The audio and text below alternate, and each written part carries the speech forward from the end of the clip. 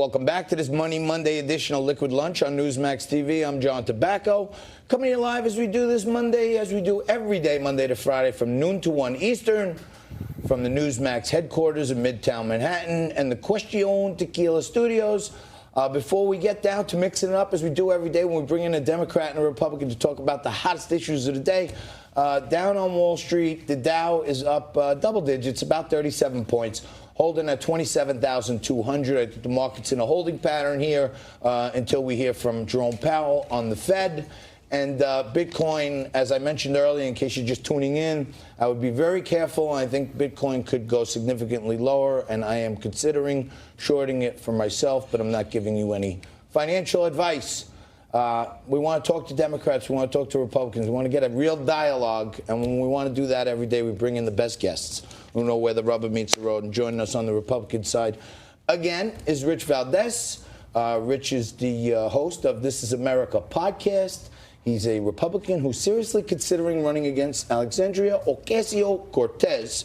And Josh Kravitz, you might remember, joined us on What's the Deal way back when we had him cornered and surrounded by a whole bunch of Democrats. But he fought like a very thoughtful Democrat, and we had a great dialogue. Thanks for joining us now on Liquid Lunch. Josh Kravitz is a lawyer, he's an advocate, and he's a district leader, Democrat, right here in New York. Guys, I want you to... Everybody's talking about it. I want to talk about it. I want to try to get all sides, but I think it's a little crazy. I do not agree with Trump's form on things, but I love what he's doing with the economy. And let's break down this tweet. And I'd like to hear, Josh, what you think. But Elijah Cummings become brutal bully, shouting and screaming at the great men and women of the Border Patrol about conditions in the southern border, when actually his Baltimore district is far worse and more dangerous. His district is considered to be the worst in the USA and has proven during the congressman's tour the border is clean, efficient, and well-run, just very crowded. Cummings' district is a disgusting, rat and rodent-infested mess. I don't think I even need to say anymore.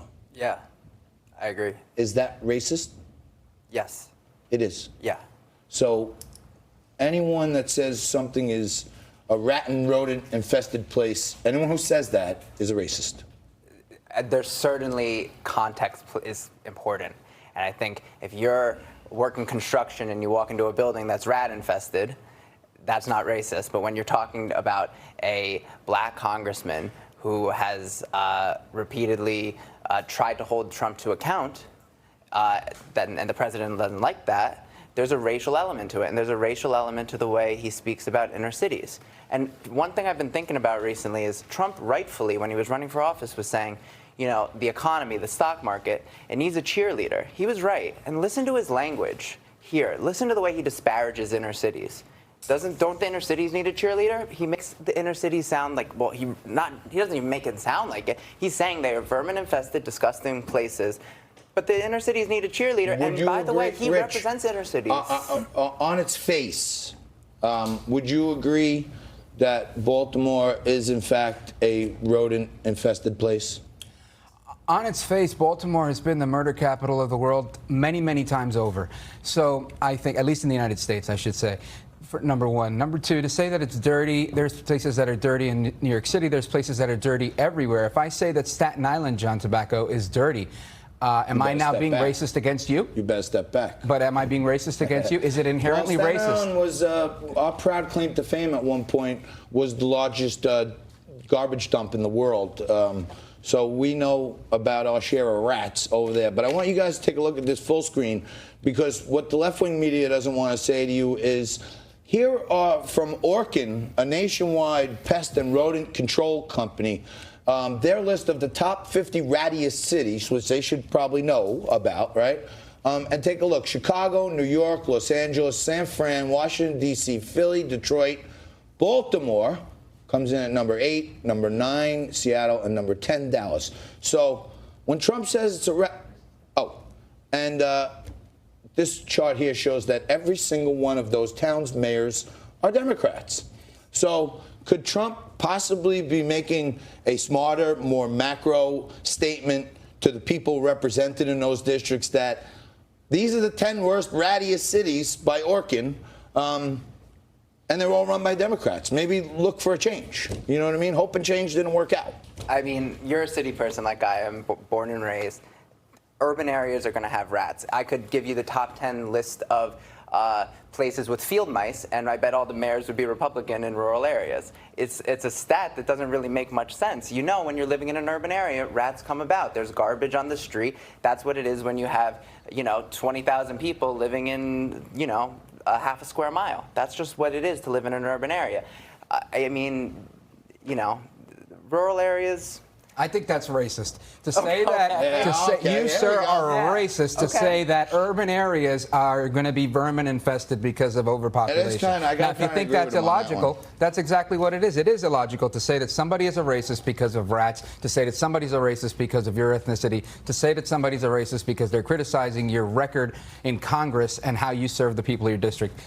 Wait, to say someone's racist because of their ethnicity, it is about ethnicity. It's about the context. So you think any person that makes a reference that says that is a rat and rodent infested place, then they must be making a racist statement? I said at the very beginning, there's context. If you're walking into a construction job and you say this building is rat infested, in context, of course that's not racist. Any reasonable person would understand that. But any reasonable person would understand that when you continually disparage black and brown members of Congress and the places that they represent in a way that doesn't make sense, because again, he should be a cheerleader for them, as he ran on. Okay, I'm with you. In context, it's racist. In context, when you have the circumstantial evidence that's led up to this, that's why it's racist. That's why we know he's a race-baiting So we're starting a president. new circumstantial case against the president to prove his racism. The president is calling out people for being poor public servants. Saying that he's a racist is the typical ad hominem attack that they go to each and every time because they can't make a case against him. They try and they fail. Happens every time. Look at the Mueller Josh, case. I got to ask you this. I mean, we're New Yorkers, so we we move around and coagulate, correlate, work with people of all races, colors, sexes. Like, you just got to do it if you live in a area like we do. But isn't it starting to become like the boy who cried racist when every single time the guy does something to a person who isn't white, that automatically I feel like it's chipping away at someone who's actually a racist. I get what you're saying, and it reminds me of something that at the New York Times, Dean Baquet, who's the executive editor, he tries to have the paper not say the word liar very often because he wants to use it in important context when the president really lies. And so I think if we call the president's behavior racist every single time, on the margins, it diminishes when it is really racist. But what happened in Charlottesville?